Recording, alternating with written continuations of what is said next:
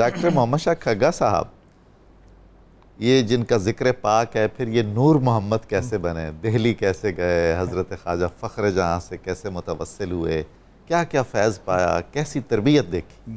ماشاءاللہ، حضرت مولانا جامی علیہ رحمہ نے فرمایا محبت است کہ دل را نمی دہد آرام، سبحان اللہ، وگرنہ کیست کہ آسودگی نمی خواہد۔ واہ، یہ محبت ہی ہے جو بے چین کرتی ہے، ورنہ کون نہیں چاہتا کہ آرام ملے؟ آرام و سکون سے رہے۔ آپ کے والد گرامی ایک دور افتادہ علاقے چوٹالہ گاؤں، وہاں سے مہار میں آنا، مہار میں حافظ مسعود صاحب سے ابتدائی تعلیم، قرآن مجید، ناظرہ، حفظ وہ پڑھنا، پھر اس کے بعد ڈیرہ غازی خان میں دیگر علماء سے پڑھتے رہے، شرح ملا جامی تک تو ڈیرہ غازی خان میں آپ نے تعلیم حاصل کی۔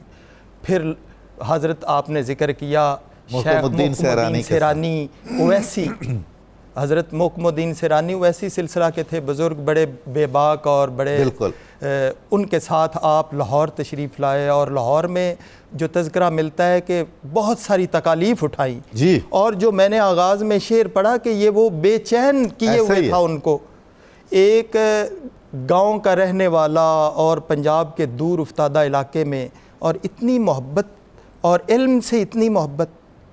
تو وہ حضور، یہ جو دیہاتی پس منظر کے نوجوان ہوتے ہیں نا، اور زمینداروں کے، انہیں تو جب تک خالص دودھ اور لسی اور دہی اور مکھن نہ ملے ان کا گزارا نہیں ہوتا۔ بالکل، تو حضرت نے اپنے لاہور کے جو واقعات بیان کیے ہیں زمانہ طالب علمی کے، وہ انتہائی تکالیف پر مشتمل، انتہائی تکالیف، یعنی یہ علم کے حصول کے لیے جہاد سے کم نہیں ہے۔ بعض جگہ پہ تو لکھا ہوا ہے کہ آپ کو اپنے پیٹ کے لیے گدائی بھی کرنا پڑے، ایسا ہی ہے۔ اور چونکہ وہ وقت ایسا تھا کہ نہ تو یہ کوئی پیسے، نہ چیزیں یا معاملات، لوگ جب نکلتے تھے تو پھر اسی طرح ہی جو ہے، تو اتنا مشکلات، اور وہ فقط علم کے لیے۔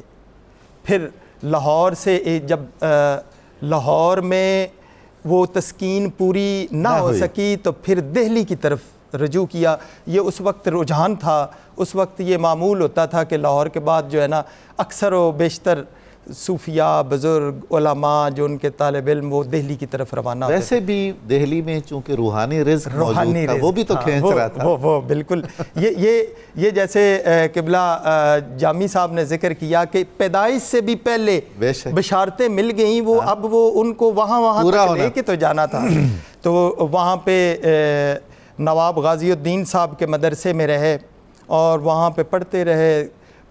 وہاں پہ آپ نے شرح ملا جامی تک تو پہلے پڑھائے تھے، وہاں پہ دیگر کتب پڑھتے رہے، اور قطبی جو کہ منطق کی کتاب ہے وہ بھی وہاں سے آغاز کر لی تھی۔ برخوردار صاحب بھی، برخوردار، ان کو آپ نے ہمیشہ یاد رکھا، محبت سے ذکر کیا ہمیشہ۔ وہ ان سے، اور وہ آپ بڑی محبت کرتے تھے، وہ خود چشتی تھے۔ جی بالکل۔ اور لکھا ہوا ہے کہ وہ دن کے وقت ایک مرتبہ کھانا تناول فرماتے اور آپ ساتھ بٹھاتے خواجہ صاحب کو قبلہ عالم کو ساتھ تناول فرماتے، محبت کرتے، اور قطبی جو کہ علم منطق کی کتاب ہے، اور علم منطق کے وہ نقطے جو شروع ہوئے تو آپ اس سے حظ لینے لگے، تو لیکن ان کو کوئی گھر میں کوئی مصروفیت بنی اور سلسلہ منقطع ہوا، تو پھر شہرت سنی خواجہ فخر جہاں کی، تو وہ آپ چلے گئے۔ لیکن اس کے بعد آپ پریشان، آپ ہی کے ایک کلاس ہم مکتب حافظ محمد صالح صاحب نے ایک دن کہا کہ حضرت آپ بڑے پریشان اور غمگین ہیں، کیا ہے؟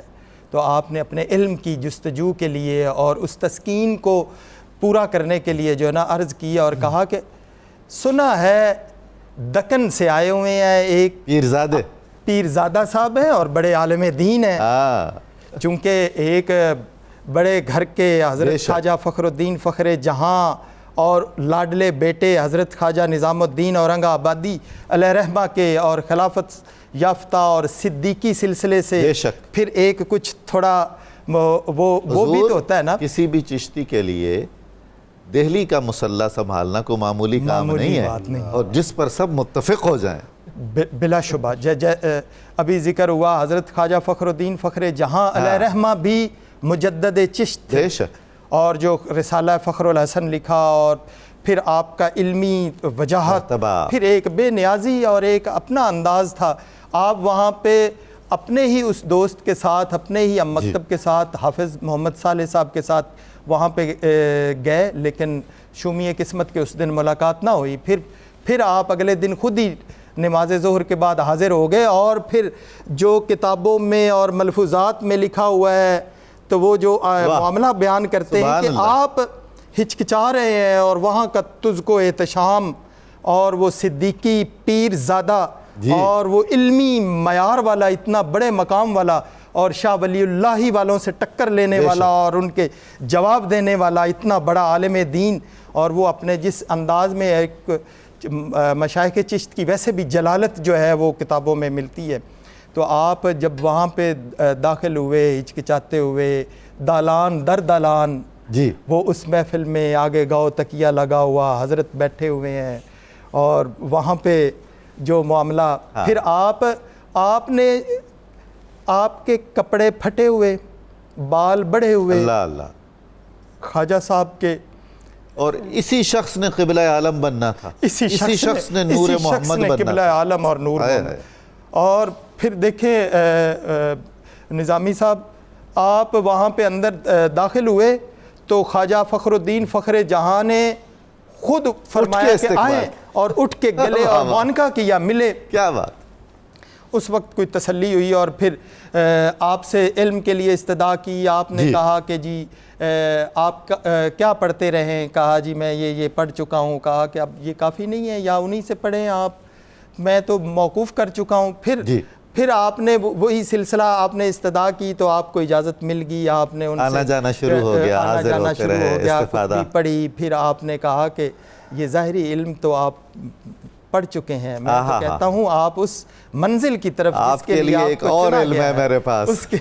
واہ واہ! ایک اگر اجازت ہو تو ایک واقعہ، وہ حضرت خواجہ فخر الدین فخر جہاں ایک دن، کیونکہ یہ نام بھی نور محمد جو ہے یہ شیخ نے دیا تھا آپ کو، اور کہا کہ آپ نور محمد ہیں، تو خواجہ نور محمد رحمۃ اللہ علیہ کو فرما رہے کہ کیا قدرت ہے، ایک دن ایک محبت میں انداز میں جب آپ روحانیت کی طرف آپ نے آپ کو چلایا، اور کہا کہ کسی کو خدا کہاں سے لے آتا ہے، کسی کو کہاں دکن، کہاں پاک پٹن، پروردگار کا معاملہ دیکھیے اے نور محمد، سبحان اللہ، کہ مجھے پٹن سے بلایا گیا اور آپ کو، مجھے دکن سے بلایا گیا اور آپ کو پٹن سے بھیجا گیا۔ سبحان اللہ، سبحان اللہ، کیا بات! پھر وہ آگے شعر پڑھا، کہا کہ حسن ز